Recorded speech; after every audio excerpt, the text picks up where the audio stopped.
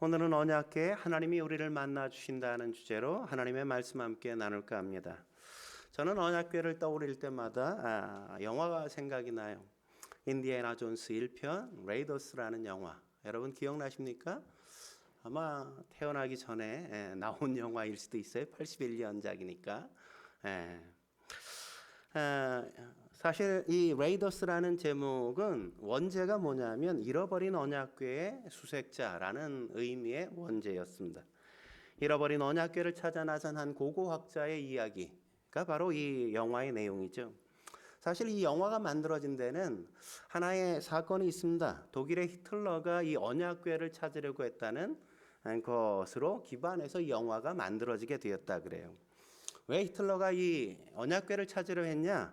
자기 군대를 무적의 군대로 만들어야 되겠다는 의지가 있었기 때문이었습니다. 왜냐하면 민수기 10장 35절 36절에 이렇게 기록하기 때문이죠. 궤가 떠날 때에는, 궤라는 건 뭐예요? 언약궤를 말하는 거죠. 궤가 떠날 때에는 모세가 말하되 여호와여 일어나사 주의 대적을 흩으시고 주를 미워하는 자가 주 앞에서 도망하게 하소서 하였고, 궤가 쉴 때에는 말하되 여호와여 이스라엘 종족들에게 돌아오소서 하였더라. 그러니까 모세는 언약궤가 나아가면 적들이 물러나고 언약궤가 멈추면 이스라엘의 평화를 주기를 간절히 기도했던 거란 말이죠.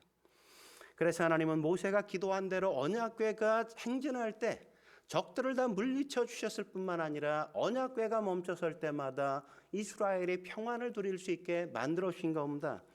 이걸 알고 히틀러는 자기의 군대가 이런 막대한 군대가 될 수 있기를 원해서 언약궤를 찾았다 그래요. 이런 히틀러의 동기가 인디애나 존스라는 영화의 시리즈, 것을 가능케 한 거란 말이죠. 오늘 우리가 살필 성막의 내용 가운데 우리가 좀 사진으로 몇 장 같이 보고 함께 넘어가려고 합니다. 첫 번째 우리가 성막을 살펴보면 이 전체 성막은 이렇게 구성되어 있죠. 이 전체 가는 테두리, 이렇게 장막으로 가려진 면을 다 얘기하는 것이고, 안쪽에 보면 조그만 두 개가 있죠. 거기에 번제단이 있고 물두멍이 있고, 그리고 하나의 건물이 있는데 보면 반으로 이렇게 나누어져 있어요. 그 위에 보면 지성소와 성소 이렇게 쓰여 있지 않습니까? 동쪽으로 난 문을 통해서 번제단에서 희생을 드리고 손을 씻고 그 다음에 성소 안으로 들어가서 지성소로 향하여 나아가는 겁니다.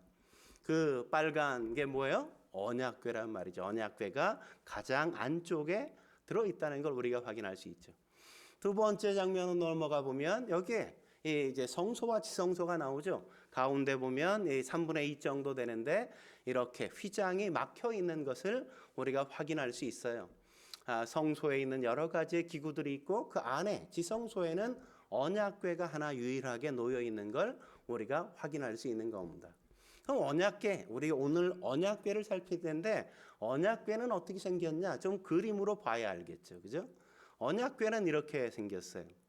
아래에는 네모난 상자, 그리고 위에는 덮개인 두 그룹이 이렇게 새겨진 덮개, 속죄소라고 하는데 이렇게 두 개로 구성되어 있는 걸 우리가 언약궤, 다음 장면도 보여주세요. 그리고 그 언약궤 안에는 사진이 없었나요? 하나만 넣나? 네, 이게 바로 언약궤인 겁니다. 이게 언약궤란 말이죠. 그러면 우리가 하나님이 언약궤를 왜 만들라고 하셨을까? 이유가 뭘까요? 언약궤에 무슨 마술적인 힘이나 어떤 신비한 능력을 불어넣기 위해서일까요? 그게 아니란 말이죠. 왜 만들라고 하신 겁니까? 22절에 보면 이렇게 얘기하죠. 거기서 내가 너와 만나고, 그죠? 왜 만들라고요? 내가 너희를 만나고 싶어서. 우리가 결혼하고 나서 이제 신혼방을 차리고 너와 이제 함께 만나는 그 장소가 바로 언약궤라고 성경이 그렇게 말씀하고 있는 거란 말이죠. 너희가 앞으로 어떻게 행할지 그것들을 가르치는 장소, 그 장소가 바로 이 언약궤인 겁니다. 여러분 성경에 보면 언약궤라는 단어가 무려 구약 성경에 200회 이상이나 사용되었고 이 언약궤가 다양한 명칭으로 언급되어 있는데 궤라든지 하나님의 궤라든지 여호와의 궤라든지 법궤라든지 증거궤 이렇게 다양한 단어로 그렇게 사용되었단 말이죠. 그렇다면 이 언약궤 누가 만들었을까요? 모르죠? 저는 알아요. 언약궤는 모세가 만든 게 아니라 부사렐이라는 사람의 감독하에 기술자들이 만든 겁니다. 언제 만들었냐? 학자들이 대부분 출애굽 연대를 BC 1446년이라고 이야기하기 때문에 아마 언약궤 역시 1446년이나 7년경에 언약궤가 만들어졌을 거다 이렇게 추정한단 말이죠. 근데 우리가 여기서 확인해야 될 건 뭐냐면 성막을 지을 때 가장 먼저 언약궤를 지으라고 말씀하셨다는 겁니다. 여러분 집을 지을 때 어떻게 해야 돼요? 터 먼저 닦고 기둥 먼저 세우고 그 다음에 지붕 만들고 마지막에 거기다 둘 냉장고나 가구나 이런 거 하지 않습니까? 근데 하나님은 뭐부터 하라고요? 언약궤부터 만들라고. 그걸 가장 먼저 지시하신다고요. 뭘 말하는 거예요? 이 성막의 가장 중요한 부분은 이 언약궤에 있다는 거죠. 성막의 가장 중요한 건 이 언약궤라는 겁니다.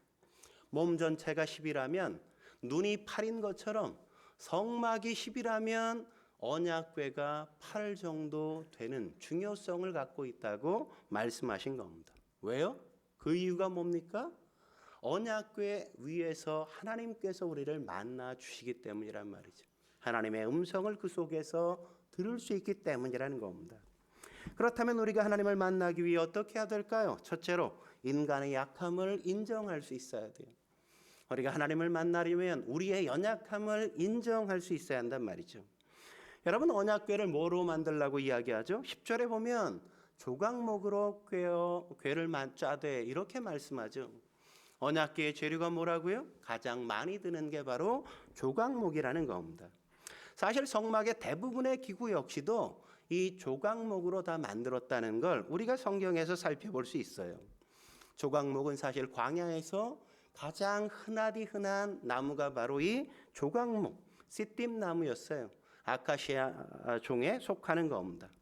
이 나무는 잡목으로서 사실 볼품도 없고 가구나 아니면 건축 재료로 거의 쓸모가 없는 나무에 속하는 나무였습니다.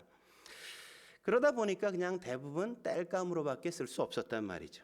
그런데 이런 볼품없고 쓸모없는 조각목을 가지고 하나님의 임재의 상징을 만들고 하나님의 언약의 두 돌판을 넣어두는 보관하는 장소로 만든다는 건 사실 상상할 수 없는 일 아닙니까? 여러분 생각해 보십시오. 노아의 방주 뭐로 만들었죠? 잣나무로 만들었어요. 잣나무. 몰라도 용서하겠습니다. 여러분 성전은 뭐로 졌죠?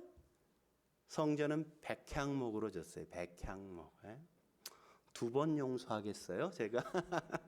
백향목으로. 그러니까 굉장히 값비싸고 아주 고급 재료. 그게 잣나무와 백향목과 같은 것이었어요. 그런데 하나님께서 그 귀하디 귀한 언약궤, 인류 역사상 창조 이래 유일하게 단 한 번밖에 만들지 않은 언약궤, 그걸 만드는데 귀한 백향목이나 잣나무와 같은 아름다운 나무 좋은 재료가 아니라 하필 광야에서 널려있는 그 쓸모없는 조각목으로 만들라고 하신 그 이유가 뭘까요? 광야엔 백향목이 없기 때문입니까? 잣나무가 광야에 없기 때문에 그랬을까요? 그건 아니겠죠, 그죠? 하나님께서 그런 조각목으로 이 언약궤를 만들라고 하신 이유가 뭐겠습니까? 하나님이 조각목을 사용하시는 것에 중요한 메시지를 담기 위해서란 말이죠. 그건 조각목이 예수 그리스도의 인성만이 아니라 인간의 연약성을 상징적으로 가장 잘 보여줄 수 있기 때문이란 말이죠. 여러분 이사야가 예수님에 대하여 뭐라고 묘사하죠? 이사야서 53장 2절 말씀 같이 한번 읽어볼까요? 같이 읽어보죠. 시작. 그는 주 앞에서 자라나기를 연한 순 같고 마른 땅에서 나온 뿌리 같아서 고운 모양도 없고 풍채도 없은즉 우리가 보기에 흠모할 만한 아름다운 것이 없도다. 인간의 몸을 입고 오신 예수님의 모습이 어떻다고요? 고운 모양도 없고 풍채도 없고 아름다운 것이라고는 찾아볼 수 없는 그런 모습이 바로 예수님의 모습이었단 말이죠. 오늘 본문의 조각목과 똑같지 않습니까? 쓸모없고 별 볼 일 없는 그런 모양이었다고요. 여러분 생각해 보세요. 예수님이 인간의 몸을 입고 오셨을 때도 그렇게 볼품없고 아름다운 것이라고는 찾아볼 수 없는데 우리 인간은 얼마나 그러면 더 연약하디 연약한 존재겠습니까? 여러분 바울은 로마서 1장 28절에서 32절에 보면 인간의 가면을 싹 걷어내고 실체의 모습을 살짝 보여주는데 뭐라고 이야기하는지 아십니까? 28절엔 이렇게 시작한단 말이죠. 인간의 살짝 그 실체를 보여주는데 이렇대요.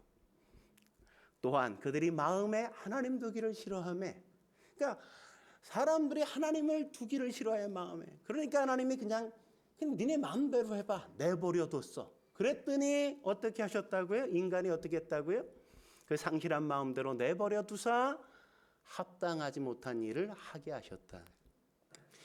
야 니네 멋대로 해봐. 니네가 나를 마음속에 두기를 싫어하면 그냥 니네 마음대로 한번 살아봐. 그랬더니 합당하지 않게 살았다고요. 이건 뭐예요? 하나님이 창조하신 인간의 모습대로 전혀 살지 않고 엉뚱하게 삶을 살았다는 거죠. 그게 어떤 삶이라고 이야기합니까? 29절부터 볼까요? 29절에 이렇게 시작하죠. 제가 읽겠습니다. 모든 불의와 추악과 탐욕과 악의가 가득한 자요. 다시 말하면 불의, 추악, 탐욕, 악의가 조금 있는 사람이 아니라 그거로 그냥 충만한 자요. 시기와 살인, 분쟁과 사기, 악독이 충만한 자요. 수꾼수꾼한 자요. 비방하는 자요. 하나님께서 미워하시는 자요. 능욕하는 자요. 교만한 자요. 자랑하는 자요. 악을 도모하는 자요. 부모를 거역하는 자요. 우매한 자요. 배약하는 자요. 무자비한 자라. 네? 이게 인간의, 놔두세요. 이게 인간의 실체라고요. 네? 이게 본래 모습이에요. 근데 가면을 쓰고 부모님에게 효도하는 척하고 의로운 척하고 겸손을 떨고 앉았고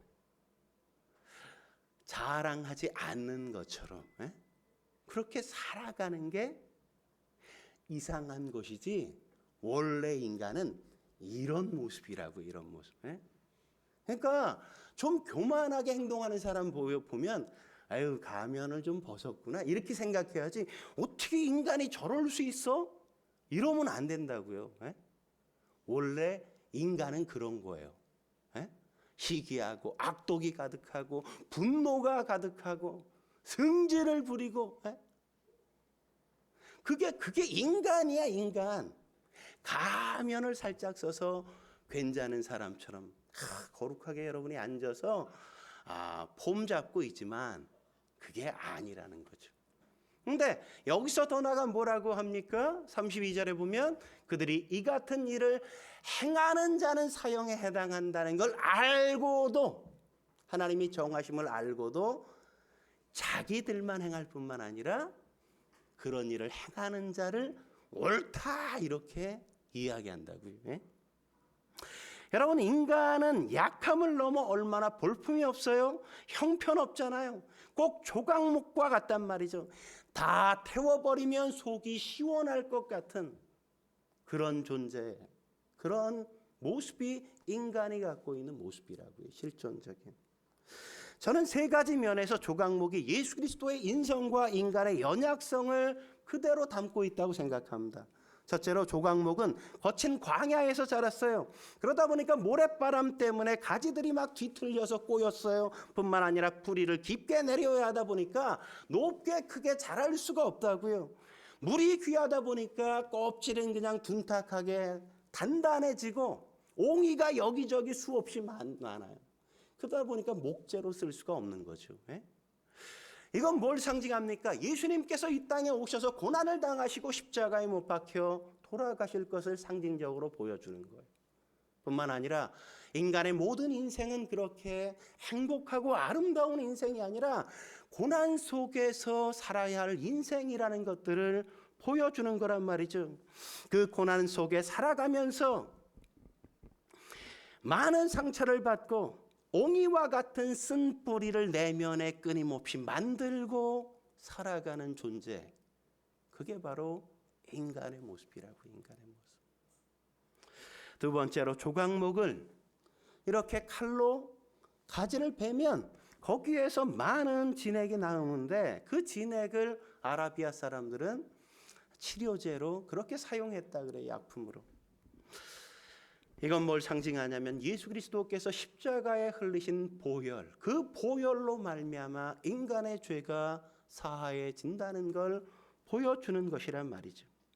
그렇게 구원받은 인간일지라도 장인이 조각목을 뒤틀고 바로잡고 그것을 조각목답게 다듬어서 쓸 수 있게 만드는 것처럼 인간은 하나님 앞에 성화되어 다듬어져 비로소 하나님께서 쓰셔야 쓰임 받을 만한 존재가 된다는 겁니다. 그냥 쓰시는 존재는 없어요. 처음부터 쓰일 만한 존재는 없다고요. 그렇게 하나님의 손길로 고난과 역경 속에 불의 연단 속에 인간이 인간성을 회복할 때 비로소 쓰임 받을 수 있다는 거죠. 그리고 세 번째, 조각목은 조각조각 붙여서 사용되어진단 말이죠. 그냥 하나의 통으로 쓸 만큼 나무가 괜찮은 나무가 아니다 보니까 잘라가지고 조각조각 붙여야만 비로소 쓸 수 있는 나무란 말이에요. 예수님은 그래서 어떻게 하셨습니까? 예수님은 교회의 머리가 되시고 인류를 구원해서 자기의 몸으로 삼아가시지 않습니까? 조각조각 한 성도 한 성도를 당신의 육체로 삼기로 작정하셨다고요. 우리가 주님 안에서 그렇게 함께 더불어 하나의 조각목이 되어지지 않으면 우리는 결코 쓰임받을 수 없는 존재라고요. 바울이 그래서 에베소서 4장 16절에 뭐라고 얘기합니까? 이렇게 말하잖아요. 그에게서 온 몸이 각 마디를 통하여 도움을 받음으로. 나 혼자 완전할 수 없어요. 도움을 받아야 돼요. 그러면서 뭐가 되는 겁니까? 서로가 도와주고 도움을 받으면서 연결이 이루어지고 자꾸 연결이 이루어지다 보니까 어느새 완벽하게 결합이 이루어지고 그래서 각 지체의 분량대로 역사할 수 있는 그런 존재로 거듭나게 된다고요. 그렇게 완벽한 연결이 이루어질 때 비로소 교회는 자라가는 것이라고요. 교회가 세워지는 건 결코 각자 흩어져서 자기가 잘났다, 내가 최고다, 너 같은 인간이랑은 하나 될 수 없어 라고 말할 때 결코 이루어질 수 없고 사랑 안에서 서로를 품고 하나 되려고 할 때 서로와 함께 연결되려고 할 때 비로소 그리스도의 몸은 몸으로서 세워진다고 성경은 말하는 겁니다. 그러므로 사랑하는 성도 여러분, 우리가 하나님의 임재를 경험하고 하나님께 쓰임받기를 원한다면 독불장군이 되어서는 안 돼요. 내 연약함을 인정할 줄 알아야 합니다. 성령의 도움만이 아니라 다른 성도의 그가 아무리 연약하고 볼품없는 존재일지라도 그의 도움 역시 내게는 절실하게 필요하다는 걸 겸손하게 인정하고 먼저 그에게 도와달라고 손 내밀 줄 아는 사람들, 그들을 통해 이루어진다는 사실을 놓치면 안 돼요. 그럴 때 뭐예요? 우리가 연결되어지고 결합할 때 비로소 그 위에 우리가 상자로 만들어져 거기에 금이 덧입혀지는 것이요, 그때 비로소 하나님의 신성이 우리를 통하여 나타나고 역사하여지는 거란 말이죠. 세상은 그런 우리의 모습을 보고 하나님이 이런 분이시구나, 참으로 인류의 왕이시구나, 이런 걸 그럴 때 비로소 발견하고 확인하는 겁니다. 어디부터 시작해야 돼요? 내가 연약하다는 사실을 인정하는 것에서부터. 나는 부족한 자라는 것. 손을 내밀고 기도하고 손을 내밀고 도와달라고 요청하는 그 자리부터 시작되는 겁니다.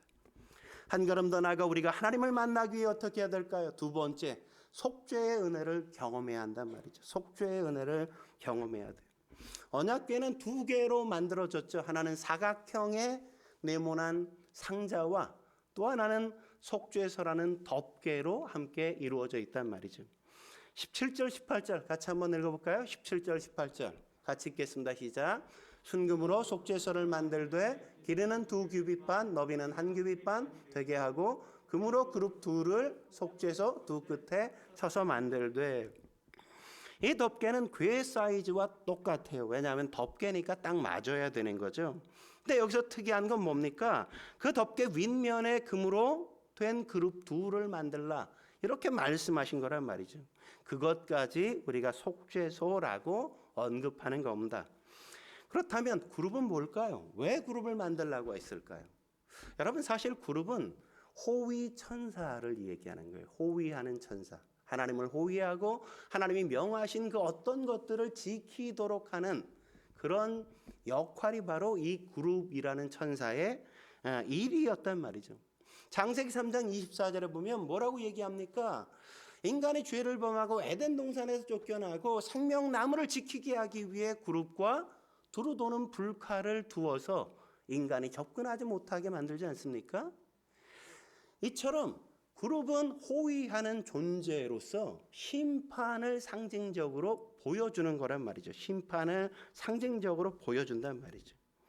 그런데 그런 심판의 상징을 덮개 위에다가 조각해 만들고 그걸 가리쳐 속죄소. 속죄소는 뭐라고요? 죄를 속하는 장소. 시은소, 은혜를 받는 장소. 시은좌, 은혜의 자리라고 이야기하는 건 아이러니잖아요. 네? 심판자를 위해 세워놓고 거기서 그게 은혜의 자리래. 그게 속죄의 자리래. 네? 놀랍지 않아요? 이해가 안 되잖아요. 네? 근데 여기에는 아주 중요한 영적인 의미가 담겨 있습니다. 어떤 의미냐? 이렇게 만든 이유는 죄 때문에 쫓겨나서 하나님을 만날 수 없는 자리, 그 자리에서 내가 너희의 죄를 사하고 너희가 내게 나와 만나는 자리로 만들어 주겠다, 이렇게 메시지를 담고 있는 거란 말이죠. 속죄의 은혜를 그곳에서 베풀어 주시겠다는 거예요. 너희가 내게 거절당해 만날 수 없게 된 그 자리에서 내가 너희를 만나기 위해 속죄의 자리를 펼치겠다. 그게 바로 이 속죄소의 의미인 겁니다. 어떻게 속죄의 은혜가 임하게 되어지죠? 대제사장이 양과 소와 염소를 잡아서 그걸 7번 가서 속죄소 위에 이렇게 뿌려요. 뿌리면 이스라엘 백성들이 내게 대하여 1년 동안 지은 모든 죄에 대하여 회개하고 용서를 구하는 것으로 하나님께서 인정해서 하나님의 진노가 임해야 될, 하나님의 심판이 임해야 될 것을 하나님께서 멈추시고 심판하지 않아요. 분노하지 않습니다. 진노를 쏟아붓지 않아요. 하나님께서 그곳에서 사랑으로 그들을 용서하시고 속죄의 은혜를 베풀어 주시는 거란 말이죠. 그래서 그걸 가리쳐 화목제사, 이렇게 명명하는 겁니다. 여러분, 이런 구약의 화목제사가 가장 잘 드러난 장면이 뭡니까? 예수님의 골고다의 십자가 아닙니까? 십자가. 여러분, 원래 십자가는 죄인들의 최종적인 심판의 자리였습니다. 사형수들의 죽음의 자리가 바로 십자가였단 말이죠. 그런데 예수님이 죄인들이 심판을 받고 죽어야 할 십자가에 대신 달려 죽으심으로 물과 피를 대신 흘리셨단 말이죠. 그렇게 해서 죄인들이 받아야 될 하나님의 진노를 예수님이 대신 다 받으시고 하나님의 진노를 제거하시고 하나님의 심판을 제거해 버리신 겁니다. 예수님이 자기 피로 우리의 죄를 다 덮으신 거란 말이죠. 그래서 히브리서 4장 16절에 뭐라고 얘기합니까? 이렇게 말하죠. 같이 한번 읽어볼까요? 읽겠습니다. 시작. 그러므로 우리는 긍휼하심을 받고 때를 따라 돕는 은혜를 얻기 위하여 은혜의 보좌 앞에 담대히 나아갈 것이니라. 이 놀라운 속죄의 은혜를 경험한 사람들, 그들만이 하나님 앞에 담대히 나아갈 수 있고 하나님을 만날 수 있다고 성경이 이야기하는 거죠. 여러분, 죄인인 우리가 어떻게 거룩하신 하나님의 이름을 부를 수 있을까요? 어떻게 하나님 앞에 나아갈 수 있을까요? 어떻게 죄인된 나 같은 존재가 하나님 앞에 나와 예배를 드릴 수 있는 이 놀라운 특권을 가질 수 있겠습니까? 하나님이 예수님을 통해 우리 죄를 용서해 주셨기 때문에, 속죄의 은혜를 베풀어 주셨기 때문에 우리는 담대하게 나와서 하나님 앞에 예배를 드릴 수 있고 하나님을 경배할 수 있단 말이죠. 하나님께 우리 일을 도와달라고 요구할 수 있는 이유는 하나님의 이 놀라운 속죄의 은혜 때문인 겁니다. 예수님의 십자가가 없었다면 우리는 결코 하나님 앞에 나갈 수 없죠. 여러분, 참된 예배가 뭡니까? 뭐가 진정한 예배죠? 십자가의 속죄소에서 예수님이 우리를 대신해 흘리신 그 보혈을 생각하며 그 사랑에 감격하여 눈물을 쏟고 그 사랑 때문에 죄에 대하여 단호하게 이제는 거절하겠다고 약속하고, 하나님께서 우리에게 주신 그 약속들, 그 말씀을 내가 앞으로 순종하며 지키겠다고 다짐하는 그 자리가 바로 예배, 진정한 예배의 자리가 아니겠어요? 이게 바로 언약궤의 속죄소를 만들게 하신 하나님의 가장 중요한 이유란 말이죠. 여러분, 하나님은 이렇게 다시 기회를 주시는 분이라고요. 세컨 찬스를 주시는 분이에요. 한번 우리가 죄를 졌다고 우리를 내치는 게 아니라 하나님은 우리를 용서하시고 우리를 다시금 하나님 앞에 나와 하나님을 만나고 하나님과 더불어 함께 살기를 원하시는 것이란 말이죠. 누구나 실패할 수 있습니다. 누구나 실수할 수 있단 말이죠. 누구나 죄의 유혹 속에 넘어질 수 있어요. 그게 인간의 연약함이죠. 그래서 하나님은 속죄 제사를 요구하시고 예수님을 이 땅의 진정한 속죄소에서 그분의 피를 흘리게 만드신 겁니다. 중요한 건 뭘까요? 내가 죄를 졌다고, 내가 또 실패했다고, 그것 때문에 좌절하고 절망하고 그런 내가 싫다고 이런 모양으로 내가 하나님 앞에 나갈 수 없어 이러면서 하나님 앞에 나오기를 거부하는 게 아니라, 내가 이럴 줄 아시고 하나님께서 속죄의 피를 흘리셨다는 걸 믿고 주님 앞에 끊임없이 나오는 태도를 갖는 것이라고요. 사단은 우리에게 얘기하죠. 우리가 실수할 때마다, 죄를 지을 때마다, 야, 너 같은 게 무슨 예배야? 너 같은 존재가 무슨 하나님의 자녀야? 야, 그따위를 할 것 같으면 교회 나가지도 마. 무슨 하나님을 믿어? 관도. 그런 소리가 마음속에 있는 사람은 어때요? 에휴, 그래 맞아. 나 같은 게 뭐 이래서 하나님 앞에 나오기를 멈추고 하나님 앞에 가까이 하는 걸 멈춰서지 않습니까? 에휴, 나 같은 게 무슨 집사야. 에휴, 나 같은 게 무슨 권사야. 내 같은 게 무슨 장로야. 아유, 그래 다 때려치자. 그래서는 안 된다고. 그럴 줄 알고 하나님께서 속죄의 은혜를 베푸신 겁니다. 마지막으로 하나님을 만나기 위해 어떻게 해야 될까요? 세 번째, 언약의 말씀을 붙들어야만 합니다. 언약의 말씀을 붙들어야 한단 말이죠. 여러분, 하나님이 이 언약궤를 만드신 이유가 뭐예요? 21절에 이렇게 얘기하잖아요. 같이 한번 읽어볼까요? 같이 읽겠습니다. 시작. 속죄소를 궤 위에 얹고 내가 내게 줄 증거판을 궤 속에 넣으라. 그러니까 언약궤는 가로 세로 높이가 2.5, 1.5, 1.5 규빗이란 말이죠. 사이즈로 하면 저 사진에서 빨간 선으로 보이죠, 그죠? 직사각형 넓은 쪽이 125cm, 좁은 쪽이 75cm, 높이가 75cm 정도밖에 안 되는. 그러니까 딱 요 강대상보다 뭐 조금 작은 정도 사이즈. 요게 속죄소의 이 언약궤예요, 언약궤 사이즈. 예? 근데 이걸 금으로 다 쌌어요. 조각목으로 만들고 금으로 안과 박을 완벽하게 다 쌌어. 그리고 뚜껑은 완벽하게 다 금이야. 네? 근데 여러분 생각해 보세요. 여러분이 누군가에게 선물할 때 선물 포장보 한 10,000원짜리 선물을 해. 그러면 포장지를 20,000원짜리 하는 사람 있어요? 없죠? 한 1,000,000원짜리 정도 선물하면 한 50만 원 정도 포장지. 뭐 1억 이 정도 뭐 많이 써야. 그 정도 한단 말이에요. 들여서. 그러니까 근데 하나님께서 이 포장, 뭔가를 담을 이것을 금으로 다 싸서 그렇게 귀하고 그렇게 비싸게 만들었다는 건 그 안에 담길 물건, 보관할 물건이 얼마나 값지고 놀랍다는 겁니까? 예? 포장보다 더 비교할 수 없는 가치, 이 세상에 가장 고귀한 가치를 지닌 것을 그 안에 두시는데 그게 뭐라고요? 증거의 두 돌판이라고요.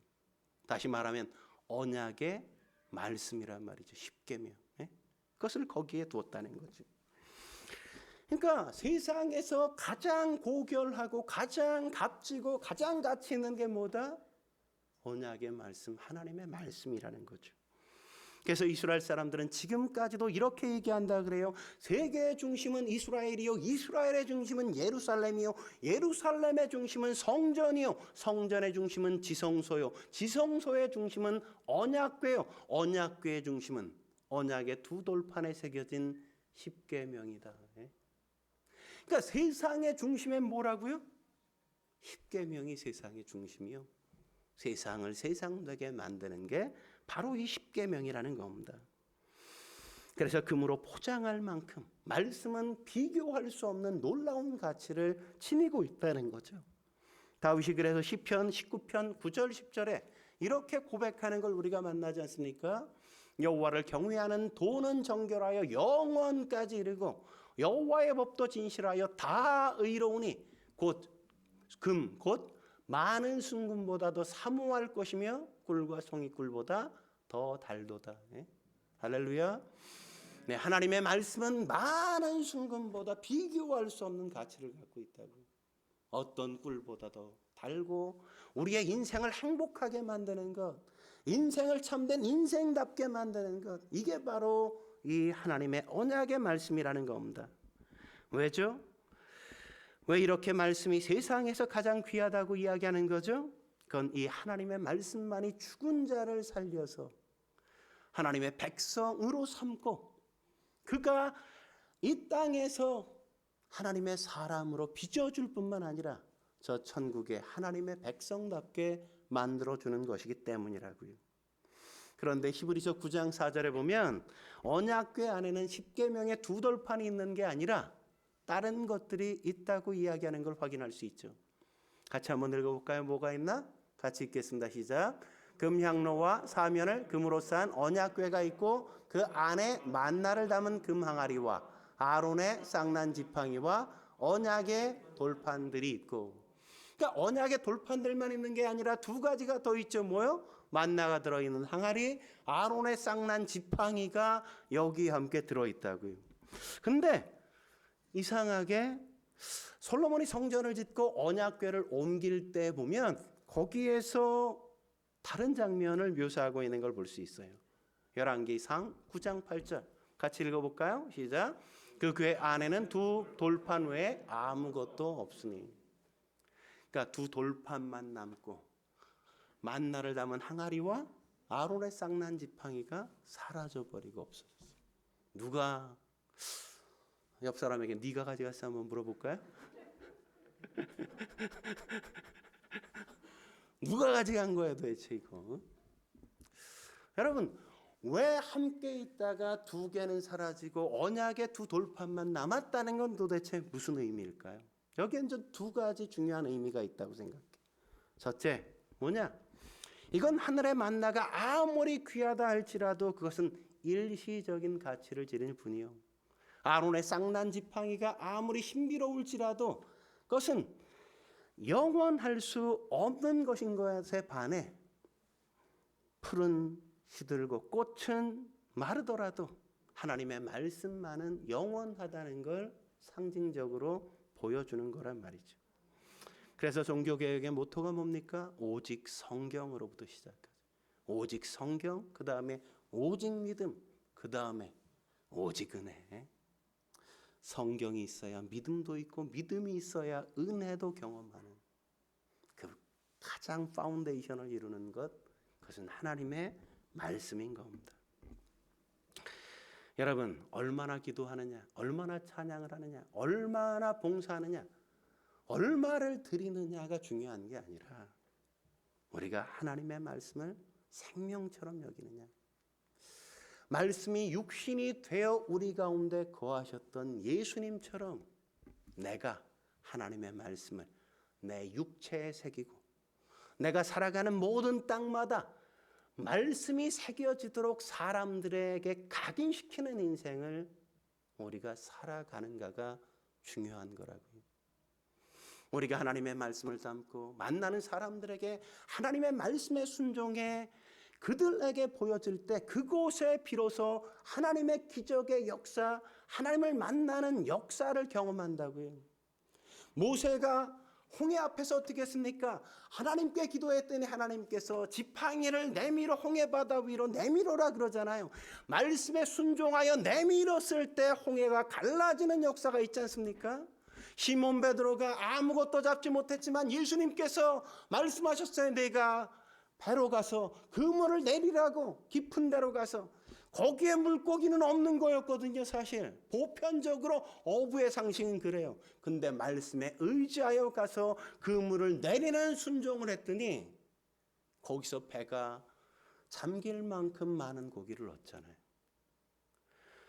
나는 왜 하나님을 못 만나지? 왜 하나님의 역사를 경험하지 못할까? 그건 왜요? 말씀에 순종하지 않으니까. 말씀을 아는 게 문제가 아니에요. 말씀을 읽는 게 문제가 아니에요. 내가 말씀대로 삶을 살아가는 그 장이 있어야 거기서 하나님이 나를 만나주시고 내게 말씀하시고 내 인생의 왕임을 드러내 주신다고요.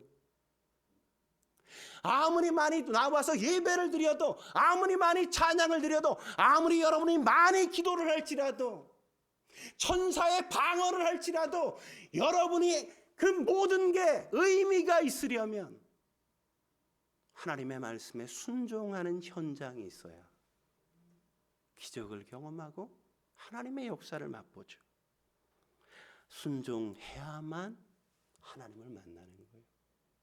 두 번째, 이것은 이것들, 그러니까 만나, 지팡이, 이런 두 돌판 이런 것들을 베풀어 주신 하나님의 은혜에 감사하면서도 동시에 하나님께 불평과 원망의 죄를 짓지 말라는 의미가 거기에 담겨 있는 겁니다. 여러분 생각해 보세요. 만나 얼마나 신비롭습니까? 얼마나 놀라워요. 여러분 40년 광야 생활 동안 이스라엘 백성 200만 명이 매일 아침이면 하나님께서 하늘에서 하늘 양식 만나를 막 내려주시는 걸 매일 맛봤어. 뭘 말하는 거예요? 아무것도 없어도 내가 살려주면 너희는 이렇게 늘 사는 거예요. 너희가 뭘 해서 얻는 게 아니라 너희가 뭘 해서 얻는다고 하는 그 모든 것, 그 밑바탕에는 내가 너희를 살려주고 너희에게 공급하니까 이게 너희 것이지 내가 그냥 안 주겠다고 생각하면 꽝인 거야. 이걸 알게 하기 위해서 모세에게 만나의 항아리를 담아서, 항아리에 만나를 담아서 언약궤에 보관하며 이스라엘 모든 후손들이 이걸 기억하고 알게 하신 거 아닙니까? 근데 어떻게 했어요? 이스라엘 백성이 처음엔 꿀보다도 너무 맛있어, 너무 감사해. 좀 지나니까 이 박한 걸, 이따위 것을 내가 먹어야 됩니까? 승질을 부리고 원망하고 불평하고 그랬잖아요. 아론의 쌍난 지팡이 얼마나 경외로워요. 지팡이가 싹이 났어. 그렇게 쓰는 게. 하루 있다가 딱 와보니까 지팡이에 싹만 난 게 아니라 살구 열매가 맺혔어. 얼마나 기적 같아요. 얼마나 놀라워요. 신비로운 기적 아닙니까? 근데 왜 이걸 했죠? 왜 이런 일이 왜 일어났습니까? 이스라엘 백성들이 다 일어나서 왜 레위인들만 제사를 드려요? 왜 아론만 제사장이어야 됩니까? 나도 아론만 못하지 않잖아요. 나도 이렇게 괜찮은 존재인데 왜 걔만 그럴 수 있는 겁니까? 그래서 이 문제가 나왔잖아요. 늘 문제는 뭐예요? 우리도 마찬가지죠. 남과 나를 비교하기 시작해. 왜 쟤만 저래야 되는데요? 꼭 남이 떡이 커 보이죠? 네. 비교하지 말라고요. 하나님이 세우신 자리, 하나님께서 두신 것 감사로 받아야지. 왜 쟤는 저렇게 잘 나가는데 나는 이게 뭡니까? 라고. 여러분 처음부터 그랬습니까? 제발 대학만 붙여주세요 이러면서 간 대학이었고, 제발 취업만 되게 해주세요 해서 취업을 했고, 주님 정말 이 사업 될까요? 사업장 차려도 괜찮겠습니까? 그래서 해줬는데 처음에 하나님의 기적입니다, 하나님의 은혜입니다 막 시작했는데 어느 날 옆에 보니까 친구는 더 잘 나간다고. 하나님 이게 뭡니까? 그러지 말라고요. 그러지 말라. 남과 비교하면 죽는 겁니다. 그래서 하나님께서 이 은혜, 하나님의 은혜의 상징들을 언약궤 안에 보관하고 너희가 늘 감사할 수 있어야 한다. 너희가 불만하지 말아라.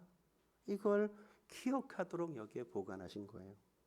그리고 우리가 놓치지 말아야 될 게 뭐냐면 마지막으로 하나님이신 십계명의 두 돌판을 오늘 본문에 보면 증거판 이렇게 명하고 있는 걸 우리가 확인할 수 있죠.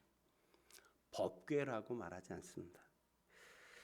여러분 하나님이 법궤라 그러면 지키면 칭찬하고 지키지 않으면 후드려 패고 이게 법이잖아요. 그죠? 하나님이 법이라고 말하잖아요. 언약궤라 그러죠. 뭐라고요? 우리를 뭐라고 바라시죠? 난 너희와 결혼했어. 예? 결혼 서약서와 같은 거라고요. 예? 이 십계명이 뭐예요?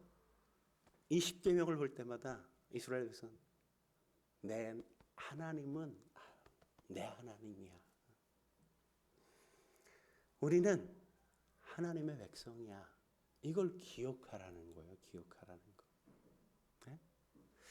하나님의 백성답게 삶을 살아갈 때 하나님을 의지하고 하나님 앞에 맡기고 살 수 있어야 한다는 겁니다. 우리가 때때로 삶을 살아갈 때 고난과 역경이 있을 수 있지만 그 고난과 역경의 장에서조차도 하나님이 우리의 하나님이라는 사실을 놓치지 말라는 거죠. 하나님의 말씀대로 순종하며 하나님이 내 하나님이라는 사실을 언제나 고백하며 사는 것, 그것이 진정한 행복한 인생의 길이요, 그것이 정말 심플하고 단순하고 정말 인생을 즐기며 사는 길이라는 걸 우리에게 맛보게 하시겠다는 거죠. 우리가 그렇게 안 살면 다리 하나를 분지러 놓든지 아니면 재산을 그냥 확 가져가시든지 그렇게 해서라도 나는 너의 하나님이라는 걸 보여주고야 말 거야. 네가 내 신부라는 걸 세상에 확인시켜 줄 거야. 그게 하나님의 마음인 겁니다. 하나님의 한결같은 사랑, 끊을 수 없는 사랑, 그 사랑이 우리를 향해 있다는 사실을 놓치지 않길 주의 이름으로 축원합니다. 그러므로 옆 사람에게 한번 인사해 볼까요? 좋은 말 할 때 순종하세요. 네. 좋은 말로 할 때, 좋은 말로 할 때, 주먹이 날라오기 전에, 뭐가 터지기 전에 좋은 말 할 때 순종할 수 있길 주의 이름으로 축원합니다. 기도하시겠습니다. 거룩하신 하나님 아버지, 우리가 주님 앞에 살아갈 때 언제나 하나님을 만나는 놀라운 이 속죄 언약궤를 허락하심을 감사드립니다. 하나님을 늘 만나기 위하여 우리가 말씀에 순종할 수 있게 주여 도와 주옵소서. 우리의 연약함에 좌절하고 실망하거나 거기에 무너지지 않게 하시고 언제나 그럼에도 불구하고 우리를 사랑하시는 하나님의 놀라운 사랑, 예수님의 보혈을 의지하여 하나님의 보좌 앞에 담대히 나가 하나님의 말씀을 성취함으로 하나님을 만나고 하나님을 즐기며 살아가는 우리의 삶 되어지게 주여 도와 주옵소서. 예수님의 이름으로 감사하며 기도드립니다. 아멘.